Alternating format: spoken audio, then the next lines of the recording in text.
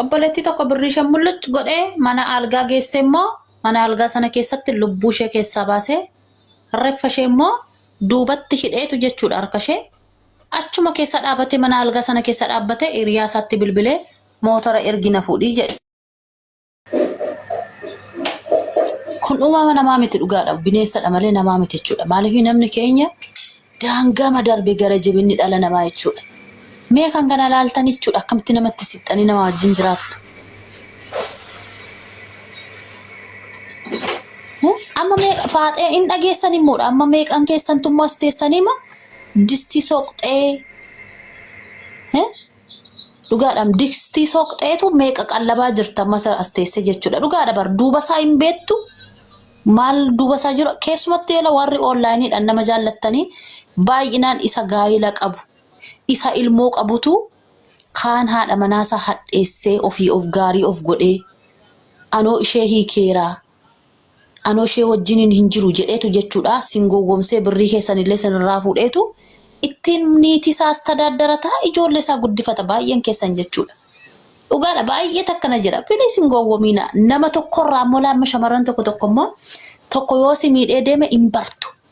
Isaan sanan aarsa jettee immoo kan biraa immoo fiddee laxxafatta hin barattanii ilaa nama otoo sii ta'ee otoo barattaniiti nama isa duraa sanarraa barattu. Nama isa duraa sana barraa barattu dhugaadha. Kanaafuu jechuudha shamarran jechuudha beqa eessumattiyyuu nama tokko amantanii jechuudha dhugaadha. Luka keessan kaastanii eessa hin deemina. Taatee gurbaan kun raawwate dhugaa baay'ee tokko nama jibbisiisa. Biyya ishee irraa fuudhee deemee maallaqa ishee nyaatee gana mana algaa geessechitti immoo ishee ajjeeseetu hiriyaa isaatiin immoo asii ba'uun sodaadhe mootora naa ergina fuudhi jedha. Qabamteetta garuu waan immoo dhugaan hin qallatti malee tokko medhani hinuma qabamtummoodha warra akka kanaa kun. Dhiigni namaa numa dirmatti. Dhugaadha.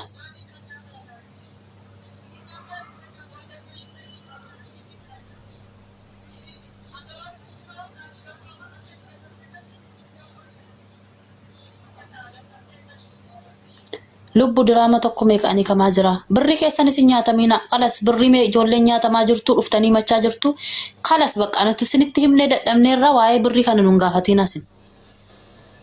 Qalas saatii ammaa kana laallollillee hin qoorlinee akka haaraatti ka'uuf deemaa jira.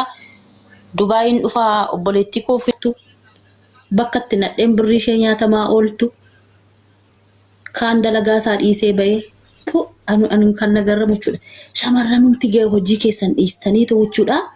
Dhiiruma Dubaay kana deemtanii wajjin ciistanii siniif safuudha dhugaa dubbachuuf taanaan maaliif jennaan inni ofii isaati akka dubartiitti ciisa. Dhiira ciistee ofii isheeti akka dubartiitti dhiira sadii afur gidduu ciistee godhamaa ooltu kanaaf jettee hojii kee dhiistee baata dhugaadha. Ani garuu dhugaa kanaaf jedhee hojii kiyya dhiisuu hojii kiyya dhiisee bahuu mitiiti muka udaan tuqeen hin tuqan ishee akkasii kana dhugaadhaan yoon galee biyya kootta bitti maraxee tana isa shabalaasa dhugaadha. Isa shabalaasa maraxee tana wajjin fataan jedhu hundumtu biyya abbaa ofii keessatti namarraa bareeda dhugaadha. As keessatti diqaalaa keessan dhaltanii maatseenii keessan qorichi tortorsee fangasiin daabboo keessan keessaa fangasiin asii gadi jiga dhugaadha bar amma isin ilaa hudduu dhiiraan baay'isinaas warri hudduu dhiiraa baay'istan kuni daabboon keessa yeroo hundumaa hin boossi dhugaan sinin jedha qaaqa jirtu daabboon kee yeroo hundumaa hin boossi maaliif boossi fangasiidha fangasii sinitti dhufa jechuudha.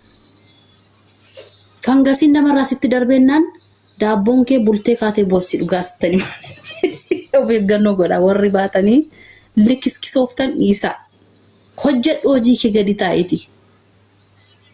Gali biyya keetitti laasa fayyaa fataa jedhesaa yoo si barbaachise lammana kiimii fuudhii deemi marammaramiiti ka fangas laay nitsuu yoone ka HIV laay nitsuu yoone kan bashitaa makamirraayyuu qulqulluu ta'e bilisa ta'e wajjin hin ciisisirraa bareeda. Akkasitti giiftii koo as deemee hin qammasa achi deemee sochoosa as deemee immoo hin dhandhama. Waan inni hin goonen jiru. kanam jetteetu jechuudha. Hudduu sagal mamma sochoosaa oolu distii sagal keessa ooluuf jettee hojii kee dhiistee hin bahin dhugaadha bar. Mammadoo distii sagal sochoosaa ooluuf jetteetu hojii kee dhiistee hin bahin hojjedhu wagattaayiti. Lakkaayi biraandiisa. Dhugaadha. Ofirra birrii kee ol kaawwadhu. Lafa kee bitadhu mana kee jaarradhuuti. Birrii kee baankii ol kaawwadhuuti. Fataa jedhi malee as teessee kolkollee isa kiisii dubartii xaragaa oolu kiisii dubartii godhee miicee hudduu dubartii sagal deemee keessa distii sagal masaa oole qaamni iyyuu irratti dhumte dhugaadha meeshaan iyyuu irratti maammooftee dhumte. Isa akkasii biraa maal hubatate dhugaadha bar hudduu irratti maammooftee dhumte dhugaadha kamaal asis deemee qammasa achis deemee qammasa sana keessa kaa. Kana keessaa fuudhee mochi maalan godharee dhuguma dabarjoo aareeran kunis dhuftee birrii koo kana na godhee abaluun ikkoo yoo cowaa fakkaatee kanatti deemu waan inni na godhee jettes keessa dhuftee teessoo hojii kee maal gocha baata mana kontoraataati hin bayin dhugaadha bar manni sun siin ta'u taanaan qayyarattee hanga 3 4 5tti qayyarattee jijjiirrattee hojjechuu dandeessu. Warra nyaata hojjechuu baqattan immoo nyaata hojjechuu hin baqatina. An sidaatii malee kushiinaa hin galu. Sidaatii hojjette shinti beetii miiccita giifti ko. Nyaata garuu kushiinaa hojjette maal goota? Fataa jetteetu nyaata kee qopheessita. Tokko weena kushiinaa hin galu jedha kana akkas jedhan qaanawu. Sammuu kokkota. Gaadha.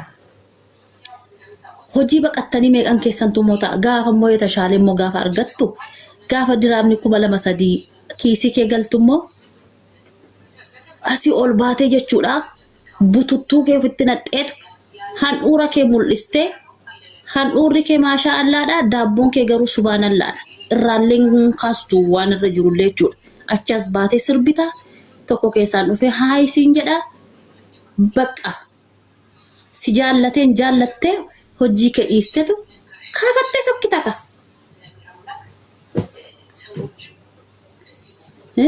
Ati sareedhuma garuu eenyu sareedhaan ati sareedhaan hin jaallattani bargaaba dhugaa namni isinitti himu dhugaadha bar. Sareen dhaqeessa bakka hin taanetti argamudha malee akka koo afaaniin dubbatu garaadha uumaan qabu sittani himan. Sareen isa kamidha isa dhaqee bakka hin taane dhaabatu bakka sammadaalle isa hojii isaa dhiisee.